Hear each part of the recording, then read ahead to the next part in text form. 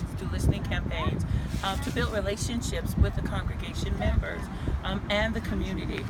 What's unique about that and important to mention in that is that a lot of times we come together and gather together, but we don't really have relationship, not communal relationship.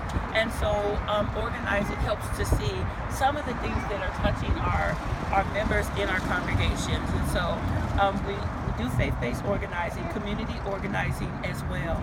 This was something that kept coming up even when there wasn't any funding in this city in organizing to lead the work. So because it just kept coming up, the first year I was organizing, gun violence was the top on the list. And then you would come down, and then it was healthcare.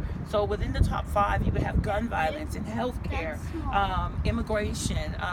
There was this, so you had this, but housing was not even within the top 10. And then in 1 year, it flipped. And when I say flipped, I mean gun violence took down to 9, and healthcare fell off the grid, and homelessness and housing took top 1. And so at that point, we knew that we had an issue. We kept doing listening campaigns, and funding finally catch up, but not even in a big way. So now we're still moving in that direction in regard to housing. We developed a strong relationship in regard to the mayor and the task force. I fortunately was able to be accepted as a part of the Affordable Housing Task Force that's just started now. And that was, to be very honest with you, the real governing factor for me to why we needed to come together and pray.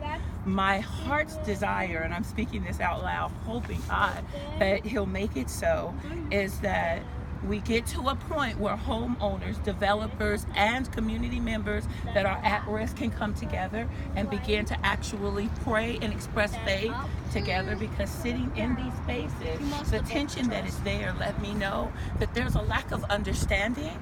There is a big gap when it comes to why. And so it's so easy for me on this side, experiencing housing issues, to feel like I need to fight with the homeowner and fight with the developers, but I have no real understanding what's going on. And so until we bridge that gap, we're trying to push faith forward in that. When we went to the Capitol, the last thing I said, I experienced tension like I've never experienced before. We have been in those spaces on bills, but I believe, was it 1482 or 81? The ones, it was 82.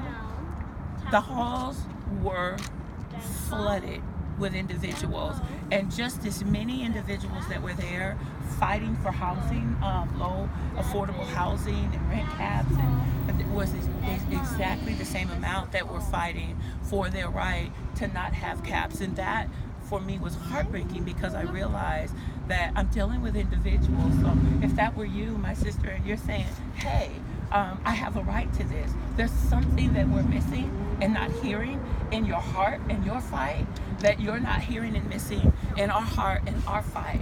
And until we're able to sit in the same space and really hear each other and find out where the real issue is, we're not going to resolve anything. So I was led to call a day of prayer and contemplation with the core team, so that we can pray for funding, for resources, for wisdom and decision making, just for our governing officials, because this is not going to be a quick solution and an easy fix, but it's something that we all, and by faith, we're going to need to start coming together and really pushing faith forward to get some solutions. Okay, so I'm passing the baton.